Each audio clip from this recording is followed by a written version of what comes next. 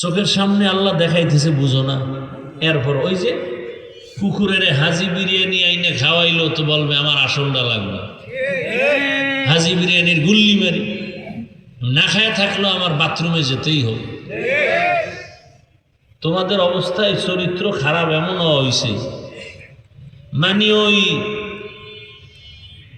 যাদের দিকে তাকাইলে তোমার চরিত্র নষ্ট হবে এদের দিকে তাকাইতেই হবে।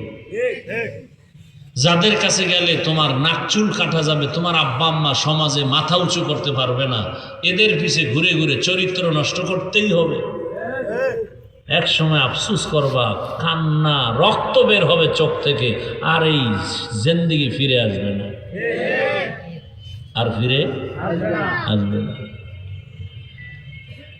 ধনী বানানের মালিক আল্লাহ, অন্যের পেছনে টাকার জন্য ঘুরিও না। ও আর এক ফকির, যিনি আসল ধনী, যার অভাব নাই তার কাছে চাও।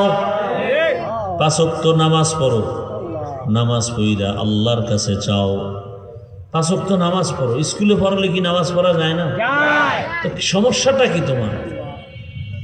আমি যে এত বয়ান করি, আমি তো এই বয়ানগুলি এখন সব জায়গায় করি। মাওলানা বানানের বয়ান করি না, হুজুর হওয়ার বয়ান করি না, মাদ্রাসায় ছাত্র দাও এই বয়ান করি না। আমি একটু আলাদা বয়ান করি যে আমার সন্তান ডাক্তার হও, ইঞ্জিনিয়ার হও, প্রফেসর হও। আরে মাওলানা মুফতি এত অভাব নাই আমার দেশে।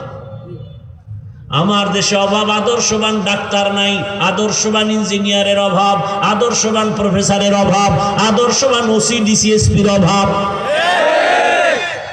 আজ আমার থানা জেলায় প্রত্যেক জায়গার দেশের ওসি ডিসিএসপি 5 ওয়াক্ত নামাজি যদি হতো, কোরআনের বয়ানের জন্য সুদখোরের অনুমতির পেছনে দৌড়ানো লাগতো না।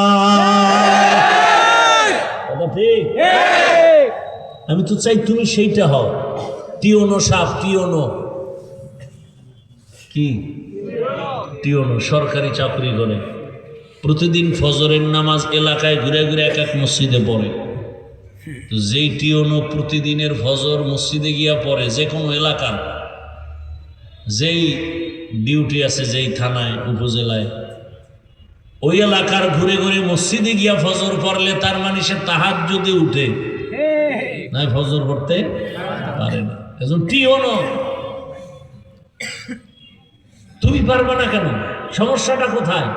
এটা তো তোমার সম্মান, ক্ষতি হইলে ছেড়ে দাও। কিন্তু তুমি যে লাইনে আছো সেটা তো ক্ষতির লাইন, তোমার জিন্দেগি বরবাদ হয়ে যাবে, অল্প বয়সে মরণ এসে যাবে, তোমাকে শত্রু মারতে আসবে না। তুমি যেই বন্ধুর জন্য কলিজা কেটে খাওয়াতে চাও, সে বন্ধুই তোমার গলায় ছুরি ধরে ফেলবে। এই উদাহরণ কি নতুন করে দিতে হবে? সোনার বাংলা উদাহরণের অভাব আছে? বন্ধু বন্ধুকে শেষ করে ফেলতেছে। এই জন্য সৎসঙ্গ লাগাও, অসৎসঙ্গ ছেড়ে দাও, আর আসল মালিকের সাথে লাইন লাগাও, যিনি সর্বোচ্চ সম্মান দেওয়ার মালিক। কি সর্বোচ্চ রিজিক দিতে পারেন তিনি, আর কেউ পারেন না। তার সাথে লাইন লাগাও, তার কোনো অভাব নাই। আর দুনিয়ার সবার কি আছে? আরে ভাই, তুমি যার পিছে ঘুরো তার নিজের পেট ভরে না, তার মাইয়া বলার পর পেট ভরে না, তোমারটার দিকে তাকাবে কখন? আর যার মেয়ে ছেলেই নাই তার কাছে চাও। ইয়া আইয়ুহান নাস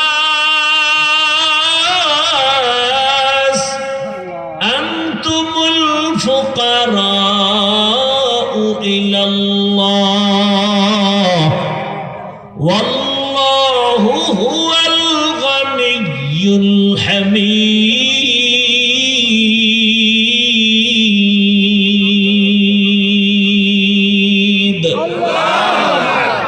गर तवक्कुल में कुनी हर सुबह शाम मेरा सनद रिज़्क़े तू अज़ ला मकाम। শিক্ষা নাও, তওবা করো। দুনিয়াতে কারো পিছে ঘুরে লাভ নাই, সব স্বার্থপর, সব অভাবী, সবাই ফকির, সবাই স্বার্থপর। যার কোনো স্বার্থ নাই তিনি কে?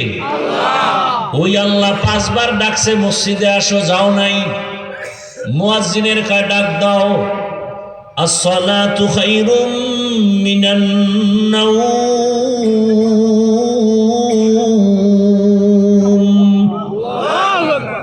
আসো নাই, ফজরে ডাকছে যাও নাই, মাগরিবে ডাকছে যাও নাই, আসরে এসে যাও নাই, এশায় যাও নাই।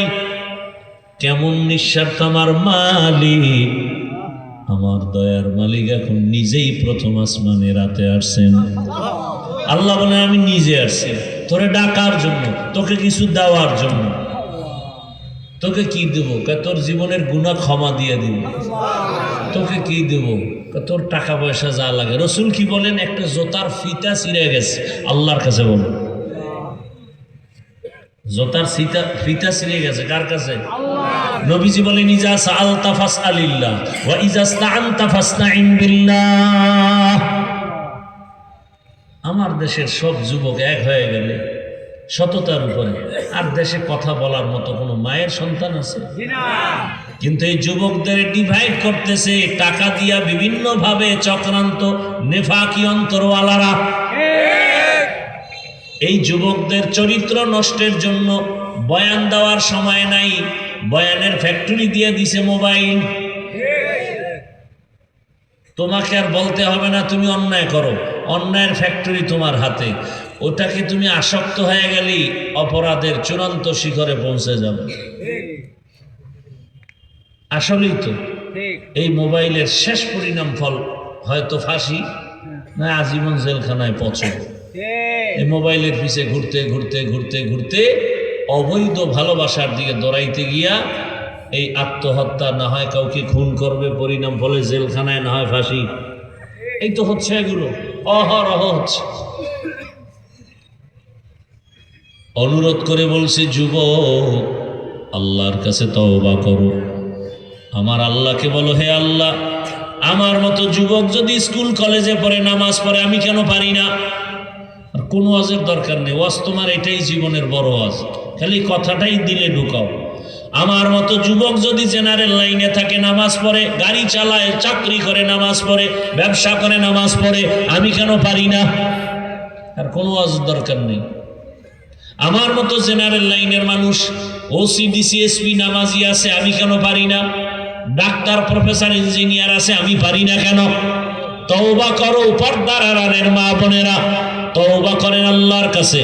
জীবনে আপনার মতো কত মা বেপর্দায় চলে না, বাইরে যায় না, বেগানার সাথে কথা বলে না, মোবাইলে সময় নষ্ট করে না, 5 ওয়াক্ত নামাজ পড়ে, স্বামীর মাল হেফাজত করে, সন্তানটাকে আদর্শবান বানানোর চেষ্টা করে। এমন মা নাই? আম্মা জানেরা, ভিন্ন লাইনে যারা চলেন, মার্কেটে মার্কেটে দৌড়ান, বেপর্দায় চলেন, মোবাইলে সময় নষ্ট করেন, তওবা করেন। আর নামাজ ছাড়বেন না, বেপরদায় চলবেন না, স্বামীর মাল হেফাজত করবেন, সন্তানটাকে আদর্শওয়ালা বানায় যাবেন। যুবক তুমি তওবা করো, আর জীবনে দাড়ি কাটবা না, নামাজ ছাড়বা না, বেপরদায় চলবা না। মা বাবার দোয়া, শিক্ষকের দোয়া, উলামায়ে কেরামের দোয়া নিয়া নবীর আদর্শ মেনে চলবা। তওবা করার যদি নিয়ত হয়, আল্লাহ সাথে সাথে তোমার তওবার কারণেই জীবনের গুনাহ মাফ করে দিবেন। আল্লাহ খাঁটি তওবাওয়ালা জীবন আমাদের সবাইকে দান করেন। আলহামদুলিল্লাহি রাব্বিল আলামিন, ওয়াসসালাতু ওয়াসসালামু আলা সাইয়্যিদিল আমবিয়া ওয়াল মুরসালিন ওয়া আলা আলিহি ওয়া আসহাবিহি আজমাইন। ইয়া আরহামার রাহিমিন, ইয়া আরহামার রাহিমিন, ইয়া আরহামার রাহিমিন। رب ارحمهما كما ربياني صغيرا. اللهم إنك عفو كريم تحب العفو فاعف عنا. اللهم إنا نسألك رضاك والجنة ونعوذ بك من سخطك والنار.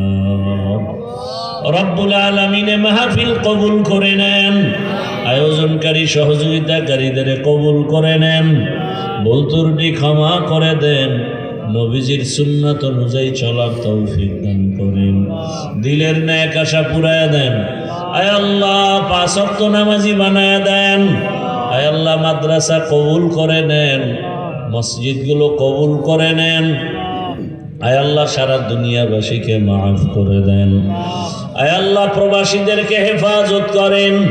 বাংলাদেশ শান্তির দেশ বানায় দেন। ওলামা মাশায়েখদের এক বানায় দেন। বাতিলের মোকাবেলায় উলামায়ে আহলে হকের বিজয় দান করেন। বাতিলকে বাতিলের দ্বারা দমন করে দেন। বাতিলকে বাতিলের দ্বারা দমন করে দেন। বাতিলকে বাতিলের দ্বারা দমন করে দেন। আল্লাহ আমাদের ঈমান আমলের শক্তি বাড়ায়া দেন। নেফাকি অন্তরওয়ালাদের থেকে হেফাজত করেন।